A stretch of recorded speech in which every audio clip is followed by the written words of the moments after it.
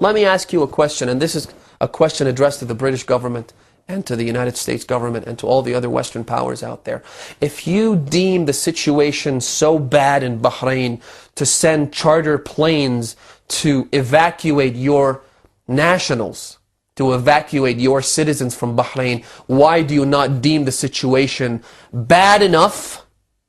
If it's that bad that you're evacuating your own people, why don't you deem it bad enough for you to issue a strong statement of condemnation?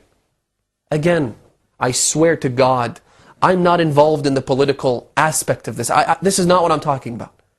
I'm speaking from a purely humanitarian perspective. What happened to the world leaders? Why aren't they speaking out? Sure, Bahrain is a strategic ally. Sure, the U.S. Navy's Fifth Fleet is there. But is that enough? Is that sufficient reason for us to abandon all our morality and ethics and ideals? Is it? Is it enough for us to sit idly down and watch as the atrocities are taking place because we have some sort of a strategic partnership with this regime, this oppressive, barbaric regime? Is it?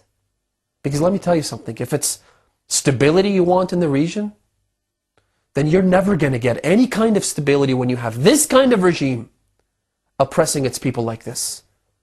What kind of stability are we talking about?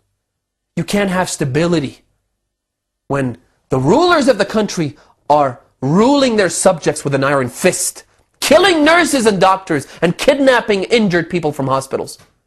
One thing the Saudi government did just a few days ago with their demonstrations in the Eastern province, also Shia, as well as the Bahraini government, which is they're doing the same thing right now, is that they wait near pharmacies and chemists. Anyone coming in asking for bandages or anything that hints to them that they're trying to give medical treatment to someone who's injured in the demonstrations, they apprehend the people right there and then. Where's the humanity? This is moral decadence that we're seeing here that's unparalleled. They kill people who carry nothing but flags and roses. You've seen the videos, I'm sure. If you haven't, go look them up. They go into the streets, these demonstrators, all they did was go in with roses, and they'd offer the roses to these mercenary troops, which have been imported from overseas, to the Saudi invading army, to the Bahraini army. They'd offer them roses, and they'd get shot at in the face. They're not facing a popular resistance that's armed. This isn't Libya. In Libya, the army joined the demonstrators and those who are leading the uprising, because the army is a national army. In Bahrain, the army is a bunch of foreign mercenaries from foreign countries. And so the army couldn't care less about the people. They're not facing an armed resistance. You see, let me tell you something. In Bahrain, it might be difficult to find guns to fight with, but what's not difficult is carrying a knife. You can carry a knife, you could carry a baton, you could carry a stick, you could carry something to defend yourself with. The people of Bahrain didn't even do that. They carried nothing but roses and flags. Not just that, and yet they were shot at, and yet they were killed, and yet they had helicopters, choppers flying overhead, shooting down. Not only that, they began shooting at people who had taken their clothes off. People who had stripped naked. They had taken their top off. Why do you think they would do that?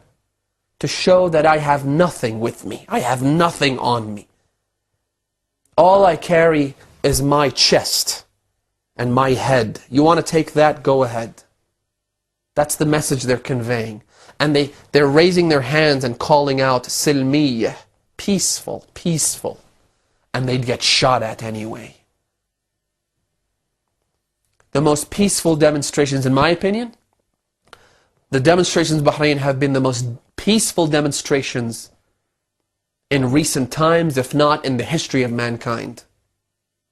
Even after they'd been shot at, even after the month-long repression that took place, they still kept calling out, peaceful, peaceful.